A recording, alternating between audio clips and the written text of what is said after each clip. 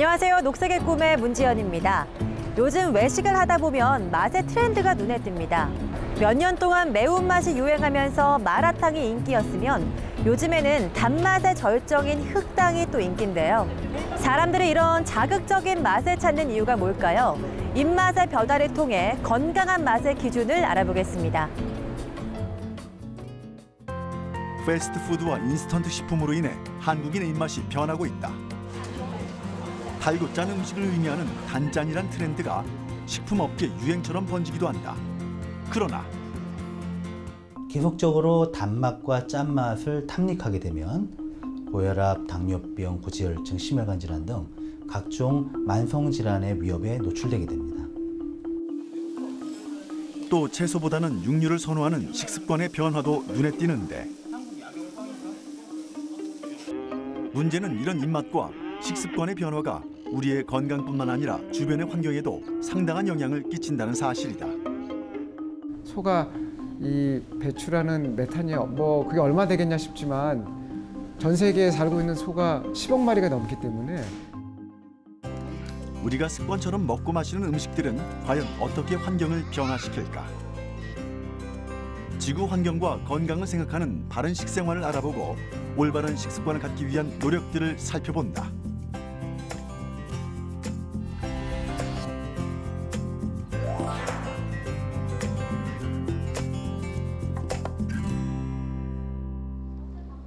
먹거리에 관한 조금 특별한 수업이 진행 중이라는 경기도의 한 지역 아동센터.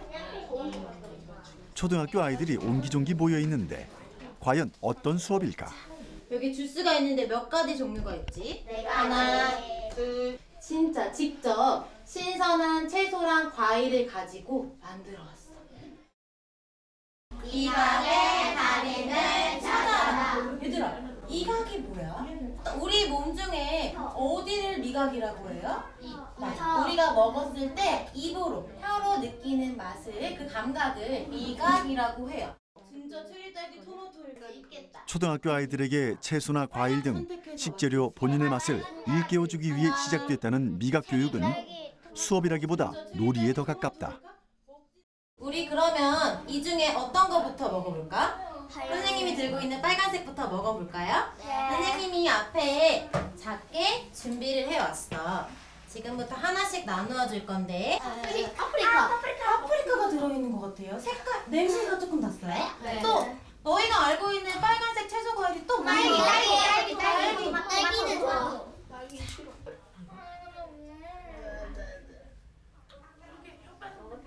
오늘 수업은 제가 아이들을 위해서 신선한 채소 과일을 갈아서 맛있는 색깔별로 주스를 준비했어요. 맛이 섞여 있기 때문에 아이들이 그 주스를 먹어보고 어떤 채소 과일이 들어있는지 맞춰보는 게임을 해보는 시간입니다. 미각 교육은 단순하게 혀로 맛만 보는 것이 아니다.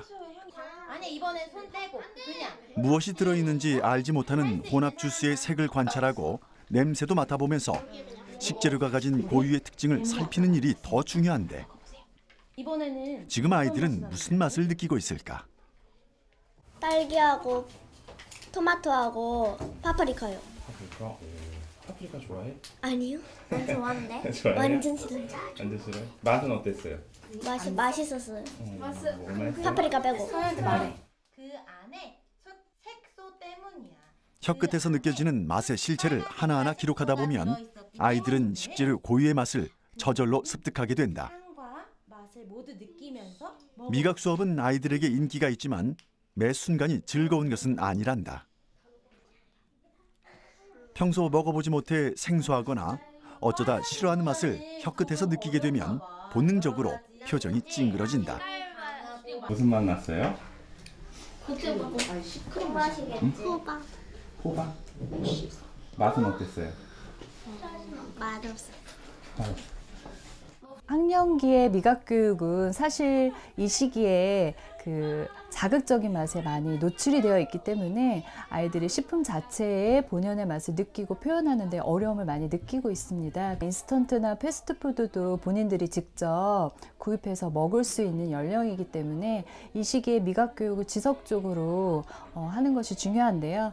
또 이렇게 또 책에 나온 대로 또 지루하게 하는 것보다는 아이들에게 게임을 통해서 더 식재료에 대해서 친근하게 접근을 하고 또 그것을 느끼고 표현할 수 있게 하는 것이 중요합니다. 인스턴트 식품과 패스트푸드, 그리고 각종 식품 첨가물에 노출된 현대인들. 그중에서도 아이들은 혀끝에서 유독 맛있게 느껴지는 자극적인 음식의 유혹을 뿌리치기가 힘들다. 흔히 단짠 음식이라고 부르는 달거나 짜고 기름진 음식들은 쾌감 중추를 자극해 행복감을 느끼게 해주는 호르몬들을 분비시키기 때문이다. 예전에만 해도 집에서 주로 어머니가 해주시는 식사를 하고 외식도 가끔씩 있었잖아요. 근데 언제부터인가 외식이 잦아지고 특히 식품 산업이 발달하면서 가공식품이 많이 늘었습니다. 상징적인 예로는 또 패스트푸드가 많이 늘었는데요. 상징적인 예가 이 맥도날드가 1988년도에 우리나라에 처음 1호점이 열었거든요. 사실 우리나라 식습관이 바뀐 게 어떻게 보면 한 세대가 지났다고 볼 수 있습니다. 그 결과 육식이 증가하고 가공식품을 많이 먹으면서 정제된 식재료, 예를 들어 설탕이라든가 과당, 그다음에 식물 경화유 같은 것들을 많이 섭취하게 됐습니다.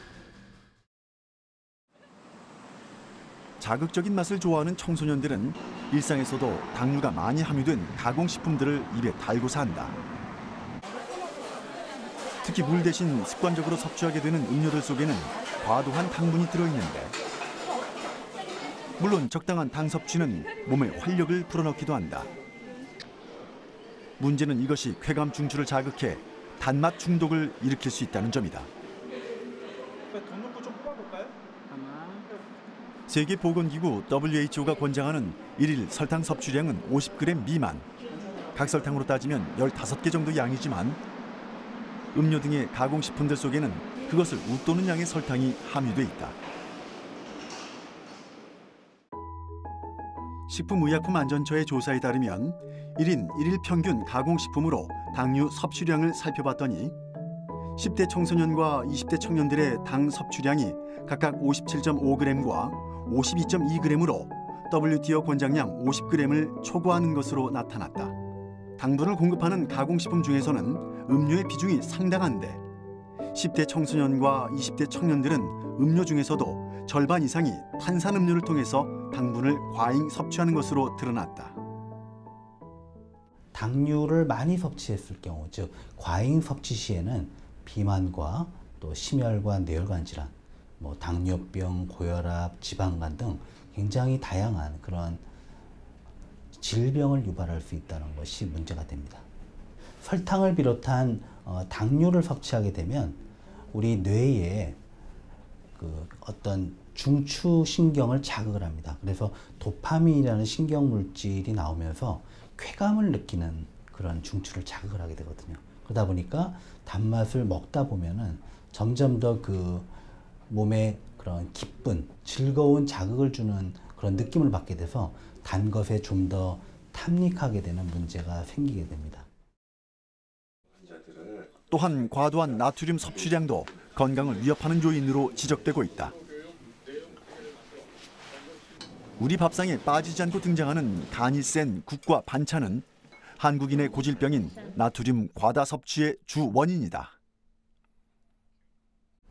짠맛에 대한 것도 역시 여러 가지 패스트푸드나 인스턴트 식품을 통해서 섭취가 늘어나고 있는데요.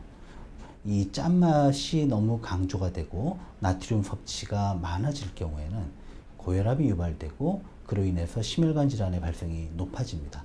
최근에는 또 이 짜게 먹는 식습관으로 인해서 위암의 발생 위험이 높아진다는 결과들도 나오고 있습니다. 그렇다면 평소 우리가 먹는 음식의 나트륨 함유량은 어떨까? 제작진은 한 대학교 실험실에서 편의점에서 쉽게 구입할 수 있는 4가지 식품의 염도를 직접 측정해 보기로 했다. 과자와 햄버거, 컵라면과 김치는 달고 짭짤한 맛 때문에 한국인이 자주 찾는 음식들이다. 먼저 컵라면의 염도를 측정해 보기로 했는데 끓인 물을 부어 조리를 한 후 라면 국물의 일부를 시료로 준비한다.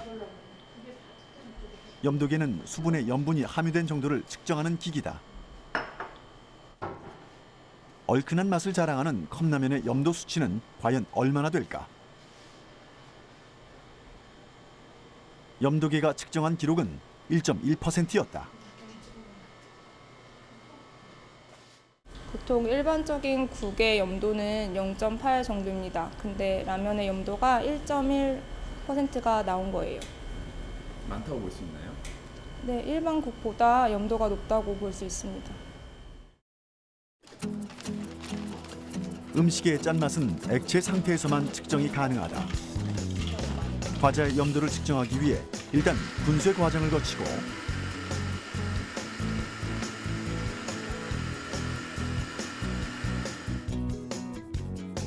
그리고 과자를 물에 희석해서 시료를 만들고 염도를 측정한다. 염도계는 전기 전도도와 저항을 통해 작동된다. 소금의 주성분인 나트륨은 전기가 잘 통하기 때문에 염분 농도가 높을수록 전기 저항이 약해진다는 원리를 이용하는 것이다. 과자의 염도 수치는 0.2%로 기록됐다. 이번엔 사람들이 자주 먹는 햄버거의 염도도 측정해 보았는데 그렇다면 이렇게 측정한 염도로 소금 양과 나트륨 양은 어떻게 계산되는 걸까? 먼저 음식의 염도를 재고 음식의 중량을 곱하면 소금 양이 나온다. 또 소금 양의 0.4를 곱하면 그램을 기준으로 하는 나트륨 양을 알 수 있다. 햄버거의 염도 수치는 0.4%. 과자보다 나트륨 함량이 높았다. 아침 정도만 집에서 먹고 점심과 저녁을 외부에서 외식으로 해결하는 경우가 많은데요. 이 외식으로 해결하다 보면 가공식품이라든지 편의점 식품은 그냥 가정에서 만드는 것보다는 훨씬 더 이제 나트륨이라든지 지방 함량이 높은 경우가 많습니다. 1인 가구가 크게 증가했는데요. 1인 가구의 증가와 함께 편의식품의 매출이 증가하고 있는 것으로 보고되어서 이 편의식품에 대한 어떤 이제 영양이나 이제 식품의 그러니까 영양을 좀 이렇게 컨트롤해야 되는 정책이 좀 필요하지 않을까라는 생각이 듭니다. 사람들이 달고 맵고 짠 음식을 좋아하는 데는 여러 가지 이유가 있습니다. 과도한 스트레스로 미각이 둔화하면서 자극적인 맛에만 반응한다는 분석도 있는데요. 또 하나의 원인으로 꼽히는 것은 사람들이 육류를 많이 먹기 때문이라고 합니다. 과연 육식이 맛의 트렌드에 어떤 변화를 불러올까요? 요즘 사람들은 단순히 자극적인 맛만 추구하는 게 아니다. 고기요. 선호하는 식재료 역시 채소나 과일보다는 육류 소비 지향으로 변하고 있다. 직장인들의 회식이 보통 삼겹살집에서 이루어지거나 가정에서도 외식이라고 하면 메뉴로 고기를 떠올리곤 한다. 실제로 한국인의 육류 섭취량도 매년 증가해왔다. 한국농촌경제연구원에 따르면 한국인의 1인당 육류 소비는 2017년 49kg에서 2018년 52kg으로 늘었고 2028년이 되면 59kg으로 더 늘어날 것으로 전망됐다. 그러니까 기본적으로 육류는 에너지 밀도가 높은 음식이죠. 사실은 굉장히 좋은 겁니다. 근데 문제는 그거를 지속적으로 과잉 섭취했을 때 우리 몸이 비만이라든가 각종 심혈관계 질환이나 심지어 암 발생 위험성까지 올라간다는 연구 결과가 많고요. 환경의 측면에서는 그런 고기를 만들어내는 가축을 키워야 되잖아요. 그 과정에서 굉장한 에너지가 들어가고 그 가축들이 내놓는 배설물이라든가 트림으로 인한 메탄 같은 온실가스 그런 것들로 인해서 환경 파괴가 심해지는 거죠. 예를 들어서 소고기 1kg을 얻으려면 풀이나 콩 1kg를 먹어도 되는 게 아니잖아요. 최소한 10kg 이상을 먹어야지 되기 때문에 그만큼 이 소비가 되는, 낭비가 되는 것이죠. 네이처에서 발표한 식재료별 온실가스 배출량 변화를 살펴보면 쌀은 0.14g, 채소는 0.68g의 온실가스를 배출하지만 소나 양의 경우 수십 배가 넘는 5.6g의 온실가스를 배출하는 것으로 알려져 있다.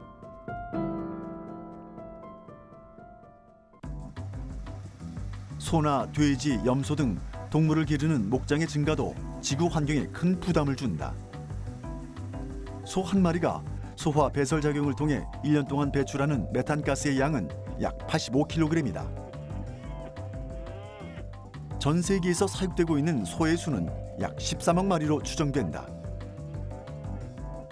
즉, 이를 모두 합치면 전 세계 소가 1년에 약 1,105억 kg의 메탄가스를 배출하는 셈이다.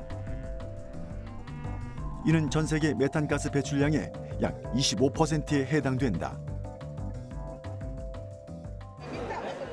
이런 이유로 유엔 식량농업기구에서도 가축 사육이 기후 변화의 가장 큰 원인 중 하나라고 지목하고 있다. 우리가 먹는 고기가 그만큼 환경에 큰 부담을 준다는 의미인데, 전 세계에 가장 많은 인구수를 자랑하는 중국에서도 육류 소비가 점점 늘고 있다. 기존 중국인들의 밥상은 쌀밥과 면 위주였으나 최근 중국 경제 발전으로 개인의 소득 수준이 높아지면서 육류, 수산물 위주의 요리를 주로 찾게 된 것이다.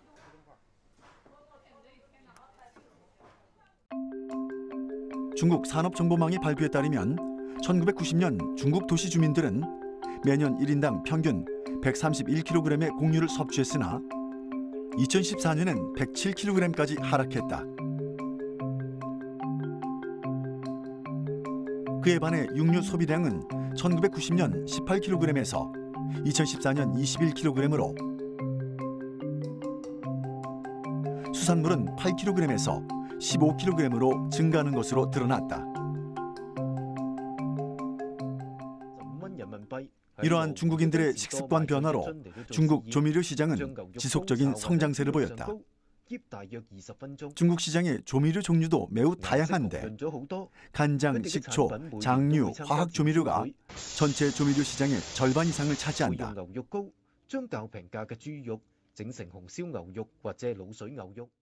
문제는 이렇게 만들어지는 화학 조미료 중에 유해 성분이 섞인 가짜 조미료가 유통되면서 중국인들의 건강을 위협하고 있다는 점이다. 그렇다면 육류의 소비와 조미료 시장과는 과연 어떤 관계가 있는 걸까? 채소에 사용하는 조미료는 대부분 샐러드 드레싱이나 소스를 이용하거든요.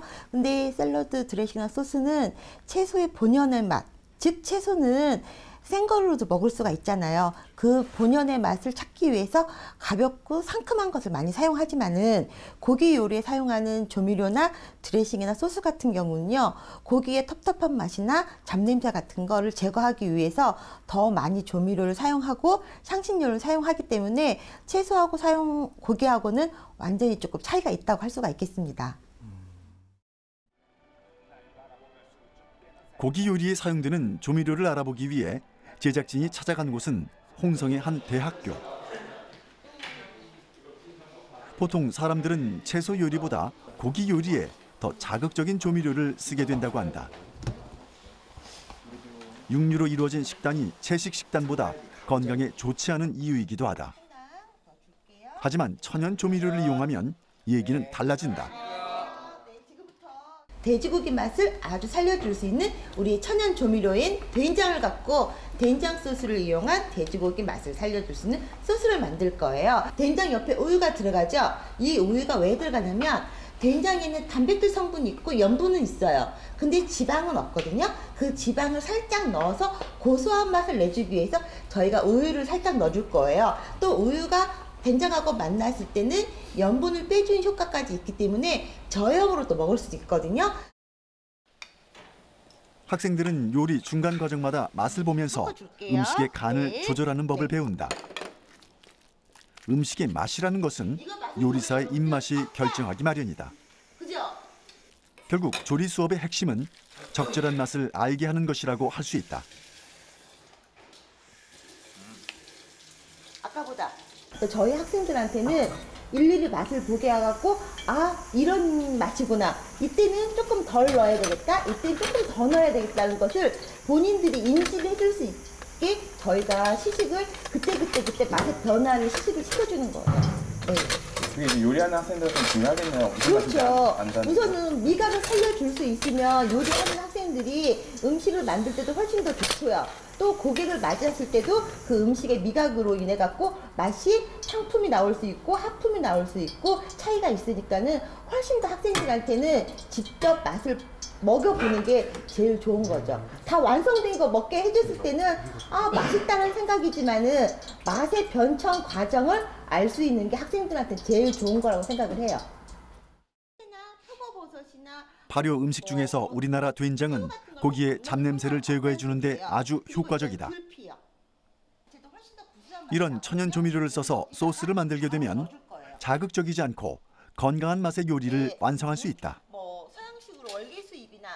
먹기 좋게 손질한 등갈비는 이물질 제거를 위해 끓여놓은 된장물에 넣어 1차로 데쳐낸다.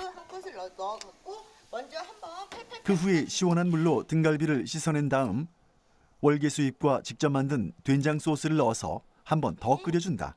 이제 완벽하게 익혀준 작업해 줄 거고요. 때문에 조금 더 감칠맛이 나요. 안 누르게 됩니까 이거? 그런 다음 된장 소스를 넣어서 졸여주면 요리가 완성된다.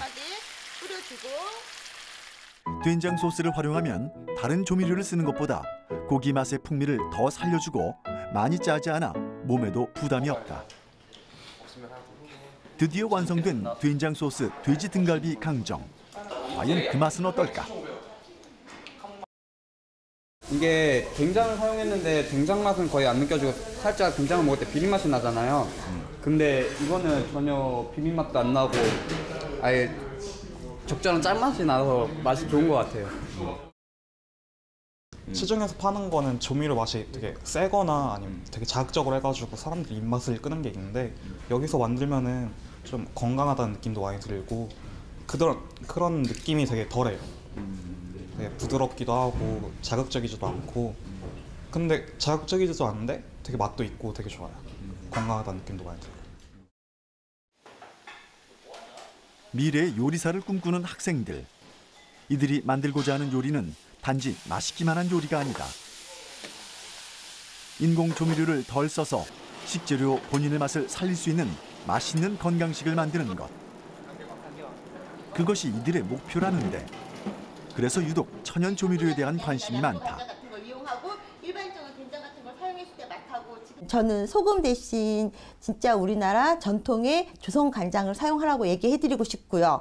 그다음에 소금 대신 함초 같은 것도 즙을 내서 간장 대신 사용하셔도 짠맛을 느낄 수가 있거든요. 그리고 설탕 대신은 팽이버섯을 갈아 사용한다거나 양파를 사용한다거나 배즙 같은 걸 사용해 주시면은 훨씬 더 건강에 좋은 단맛을 얻어낼 수가 있으니까는 그런 게 훨씬 더 좋고요. 그리고 시원하고 개운한 맛을 느끼시려고 하면 청양고추를 발효를 시켜갖고 숙성시켜주면은 시원하고 개운한 맛도 같이 얻어낼 수가 있거든요. 최근 들어 건강한 음식에 대한 욕구는 맛있는 음식을 찾는 것만큼이나 커지고 있다. 그래서 식품 유통 시장에도 작은 변화가 일고 있는데 나트륨 함량을 줄인 소금이 등장하거나 건강을 생각한 조미료들이 신제품으로 출시되고 있기 때문이다. 패스트푸드나 가공식품이 단짠 트렌드를 따른다면 조미료 시장은 건강한 원료로 본인의 맛을 살리고 첨가물은 줄인 제품들이 사랑받고 있다. 건강한 먹거리에 대한 관심이 높아지면서 천연 조미료뿐 아니라 식품의 원료나 원산지를 따지는 꼼꼼한 소비자가 늘고 있는데요. 그러면서 각광받고 있는 것이 바로 이런 로컬푸드입니다. 건강한 식품으로 대변되고 있는 로컬푸드와 이 바른 밥상을 위해 노력하고 있는 식품 업계에 대해서 알아보겠습니다. 한 대형마트의 식품 코너. 제품의 원산지를 살펴봤더니 세계 각국에서 수입되어 오고 있음을 알 수가 있다. 생산자의 손을 떠나 우리의 밥상에 오르기까지 오랜 시간 유통되어 온 식품들. 이들은 높은 푸드 마일리지를 갖고 있다. 푸드 마일리지란 식품이 생산되어 소비자에게 도달되는 거리를 의미한다. 식품의 수송량에 수송 거리를 곱한 수치로 나타내는데 그 값이 높을수록 제품의 신선도가 떨어진다. 긴 유통 과정에서 식재료의 손상을 막기 위해 다량의 방부제를 사용하게 되는데 이것이 우리의 건강을 위협하는 것이다. 특히 이제 외국에서 식품을 수입하면서 푸드 마일리지가 이 길어지게 되면 식품의 이제 안전성 문제, 신선함 뭐 이런 것들이 이제 담보할 수 없는 뭐 그런 상황이 되죠. 그래서 푸드 마일리지가 길수록 우리의 식생활에 좋지 않다는 것을 우리가 알 수가 있습니다.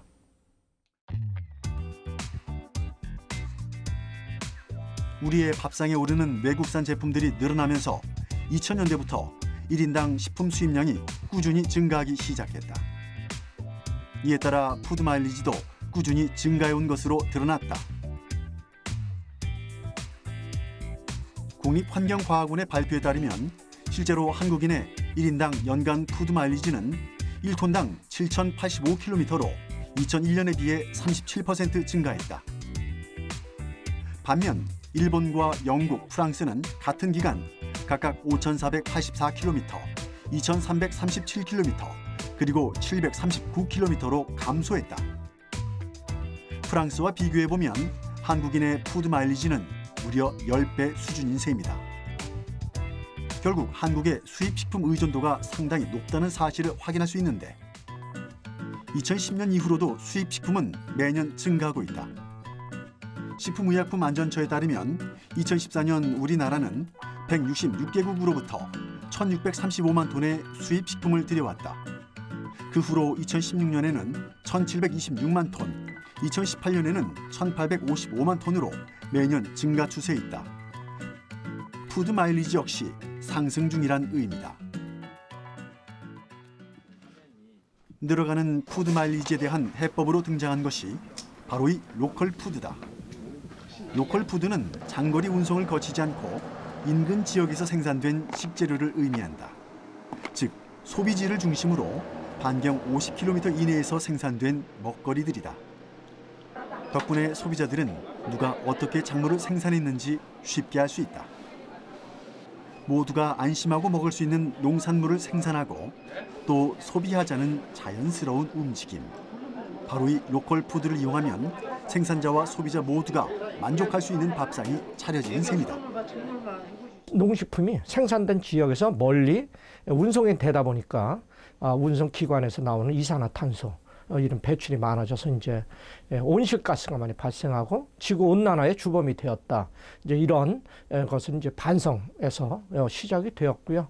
또 하나는 이제 로컬 푸드의 가장 큰 핵심 중에 하나는 직거래입니다. 그래서 생산자와 소비자가 직접 거래함으로 해서 중간에 유통 단계가 없어지니까 그 유통 마진을 생산자와 소비자가 나누어서 혜택을 받는 그것이 이제 핵심적인 또 철학이라고 볼 수가 있습니다. 경기도 양평군의 한 가정집. 아이 셋을 키우고 있다는 김현홍 씨는 요즘 로컬 푸드의 매력에 푹 빠져 있다. 건강한 식재료로 준비하는 저녁 식사. 매일 이렇게 신선한 재료로 요리하기 위해서는 식비가 만만치 않을 것 같은데.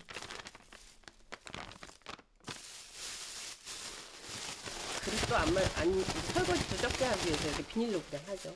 저는 먹는 게 투자라고 생각하거든요. 먹는 게 자기 몸을 만드는 건데 먹는 거 그대로 세포가 되고 몸을 이루잖아요. 그래서 먹는 거에 투자해요. 좋은 먹거리, 안전한 먹거리. 연홍 씨가 말하는 좋은 먹거리, 안전한 먹거리의 기준은 바로 인근 지역에서 난 식재료, 즉 로컬 푸드다. 놀라운 것은 이런 로컬 푸드의 가격이 그리 비싸지 않다는 사실. 대체 이런 제품들은 어디서 어떻게 구입할 수 있는 걸까? 양평쌀로 만든 오븐도 누룽지인데 이게 현미의 그 까슬한 맛이 없으면서 부드러우면서 이게 바삭해요. 과자 같아요. 그래서 이렇게 샐러드에 활용해도 좋더라고요. 아침 식사 대용으로도 좋고요. 그래서 로컬푸드에서 구입해서 이렇게 먹기 시작했어요. 신선한 식재료에 엄마의 정성을 가득 담아 준비한 저녁 식사. 아이들 젓가락질에도 속도가 붙는다. 성장기 아이들에게 영양소가 풍부한 건강 식단은 무엇보다 중요하다. 로컬 푸드로 만든 이 음식들, 과연 그 맛은 어떨까? 조미료 같은 거 하나도 안 넣고 하다 보니까 자연의 맛이 있고 식당에서 먹는 것도 맛있어요, 저는. 아이들에게만큼은 제대로 된 음식을 먹이고 싶은 것이 세상 모든 엄마들의 마음일 터. 그래서 연홍 씨는 로컬 푸드의 확산이 반갑다. 가까운 곳에서 생산된 거를 신선하게 공급받고 안심하고 먹을 수 있는 재료들을 공급받아서 이렇게 요리를 할 수 있으니까 참 감사하죠. 김연홍 씨가 이렇게 신선하고 믿을 수 있는 식재료를 쉽게 구할 수 있는 이유는 바로 집 근처에 있는 이 로컬 푸드 직매장 덕분이다. 지금으로부터 6년 전인 2013년 문을 연 친환경 로컬 푸드 직매장. 양평 지역의 농가들이 우수한 농산물을 직거래를 통해 소비자에게 공급하고자 만들게 됐다. 처음 문을 열었을 때는 하루 평균 약 100명 정도의 사람들이 매장을 찾았지만 해가 갈수록 손님이 늘면서 하루 평균 약 250명이 넘는 사람들이 물건을 구매한다고 한다. 소비자들의 반응도 뜨겁다.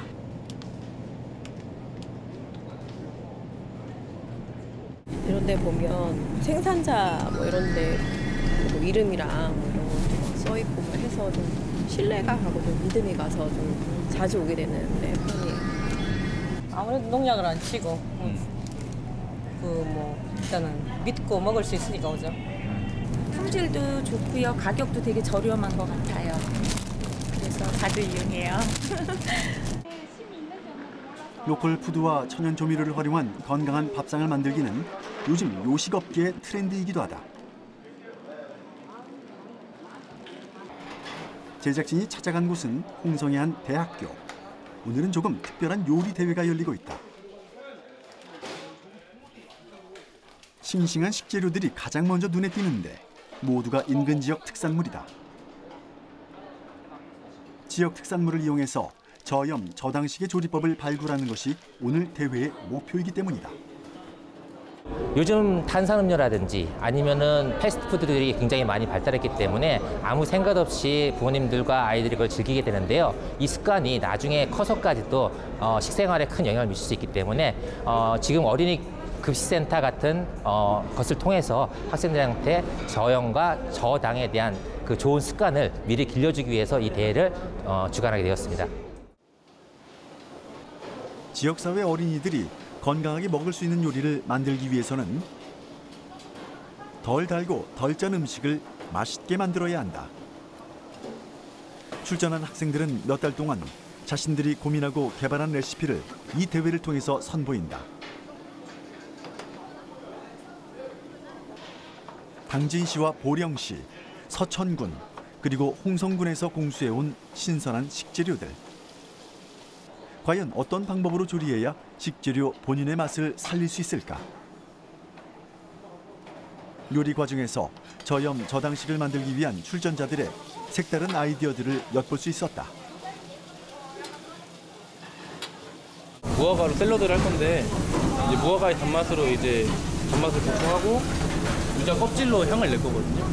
유자 껍질로 향을 내고 이제 유자 즙을 짜서 신맛을 내고 이제 달고 새콤하게 먹을 수 있게 샐러드를 하고 있습니다. 심사위원들은 지역에서 어린이 급식센터를 운영하는 센터장으로 이루어져 있다. 심사 기준으론 저염, 저당식은 물론이고 실용성까지도 포함된다. 아이템의 창의성도 중요하지만 어린이 급식소에서 현장 적용 가능한 점을 우선으로 봤고요. 오늘 아무래도 저염이랑 저당이 핵심이기 때문에 저염, 저당을 어린이 급식소에서 얼마큼 많이 활용했는지 이런 거를 중점적으로 볼 것입니다. 완성된 요리들이 하나둘 테이블 위로 올라온다. 겉으로 보기엔 식당의 음식들과 별다를 바가 없어 보이는데 하지만 들어간 식재료와 조리를 하면서 첨가된 조미료는 시중의 것과는 분명 다르다. 심사위원들의 꼼꼼한 평가가 시작된다.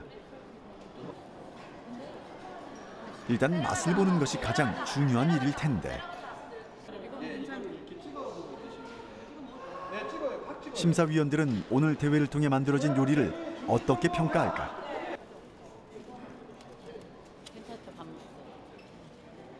두부랑 생선을 이렇게 믹스해가지고 튀긴 게 좀 그 안에 그리고 카레를 넣은 게 굉장히 잘 어울리네요. 맛있어요. 아이디어도 좋고요. 저염 저당은 좀 괜찮은 것 같아요. 어떠세요? 저염 메뉴로 아주 괜찮은 메뉴가 있습니다. 좀 치즈 맛이 강하게 나가지고요. 밑에 또 그 토마토 소스라서 그 토마토 소스 또 약간 향이 강한데 거기다 치즈 까니까 더 짠맛이 나가지고 저희가 오늘 저염 저당에는 조금 맞지 않은 것 같아가지고요. 그러니까 간도 너무 세지 않고 뭐 단맛도 그렇게 없어서 저당 저염에는 괜찮았던 것 같아요. 몇 점 주셨어요? 만점 줬어요. 완성된 요리와 함께 꼼꼼하게 만든 레시피까지도 함께 공개된다. 오늘 수상한 요리는 매뉴얼을 만들어 추후 어린이 급식센터에서 메뉴로 활용될 예정이다.